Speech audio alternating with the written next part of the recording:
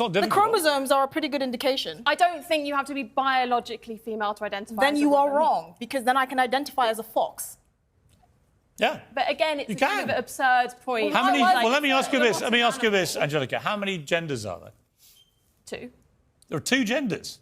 Oh. Wow. So you don't believe in transgenders at all?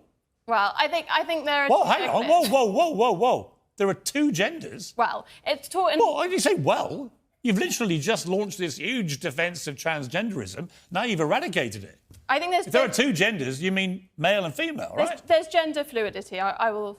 Fluid between what? Between what? Between different identities, and we can choose different You identities. see how difficult this is, though? But it is difficult, but I think making... But it's not difficult until you make it difficult. You see, the BBC has done teaching videos to 11 and 12-year-olds where they say there are 100 genders. One of them was astrogender, which is an affinity with the stars and the galaxy. My response to that on the last show I did was to say, well, in that case, I identify as a two-spirit penguin. I was then told I was being ridiculous, but I made the same point. The ridiculousness is the BBC teaching kids there are 100 genders. There aren't. It is absurd. Bring back Tommy Lehran, who I imagine is hyperventilating over there in America.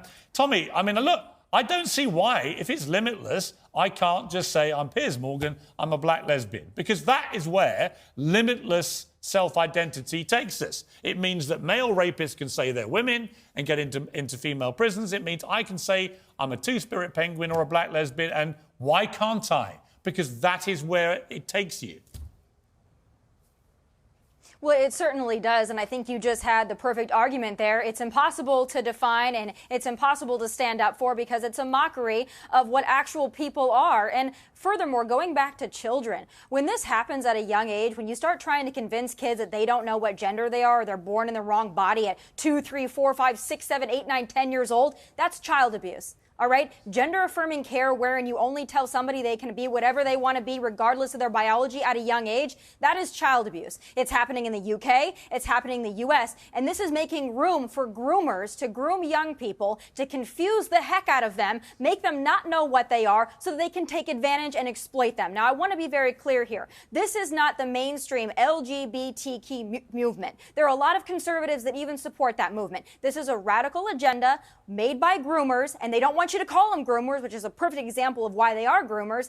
This is what we're doing, is to confuse young people, to confuse all people, to make them dumber, make them confused as to what they are. It's a mockery of women's rights. It's a mockery of human rights. Yeah. And we should no longer be having the And discussion. you end up with scandals like the Tavistock Clinic here in London, in the UK, where they were basically mutilating children, young, kids, teenagers, mutilating their bodies irrevocably. And then it turned out, after it closed, after a scandalous report came out, that 97% of all the patients had other conditions, from autism to depression to other issues, which may have been affecting their ability to think straight about what they wanted to be.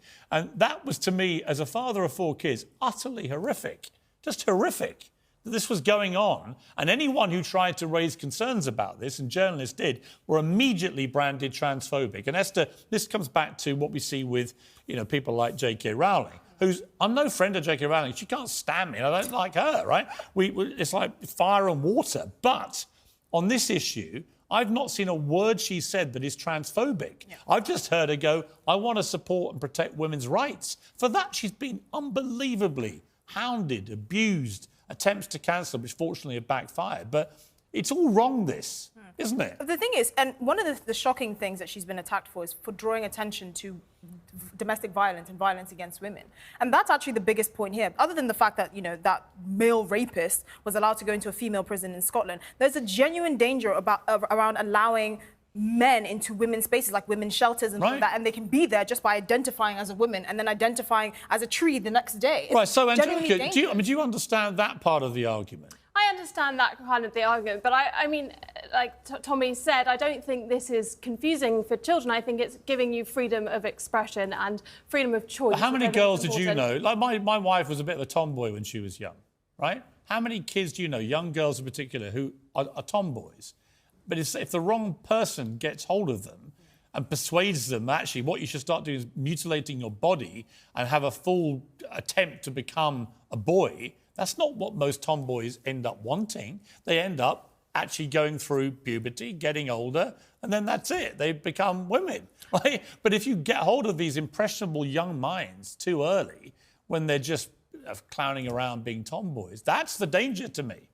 I don't think the messaging is as extreme as you think it is, and I think we Tavistock Clinic was pretty extreme. I think we whip ourselves into a frenzy thinking these things, and this language that you mentioned at the start of the show, I don't think you hear that language used that often in like everyday speech. Which language? And I think what you were saying. Oh no, these are on NHS websites. No, this is where you're wrong. This is actually NHS websites in many cases. They genuinely call women chest feeders, birthing partners. They dare not say anything gender specific to women in case some trans people don't like it. To which I say, where are the rights of women to be called what they want to be called? Why does all language have to be degendered for a tiny minority of people? I think the problem is there's so much fear around having these kind of conversations and saying the wrong thing, getting it wrong. That means that people can't have conversations that feel kind of progressive about what is gender identity, what does the future look like, how do we create a compassionate space. So I think to your question at the start, like what is women and why politicians wouldn't answer it, they're so scared of getting it wrong. And well, people are scared because the mob come for them. Yeah. Exactly. And the mob needs to just go away and shut up. Anyway, I think scrap International Women's Day until we can all agree what a woman is. No, I'm sorry. I think there's so many benefits to having International Women's Day. It'd be a real shame to do that. Well, if you had your way, everyone would celebrate it by identifying as a woman, even if they weren't. Well, being a woman. Happy International Women's Day. I am a woman. It's a farce. Anyway, Angelica, lovely to see you. Thank you very much. Esther, going to see you a bit later on. Tommy, always good to have you over at the pond. International Women's Day. There you are. A fine example of a genuine woman. Correct? Thank you. Yes, absolutely. Identify as a woman. I am a woman. And that's how this thing works, ladies and gentlemen. Exactly. Thank you, Tommy Lehrer.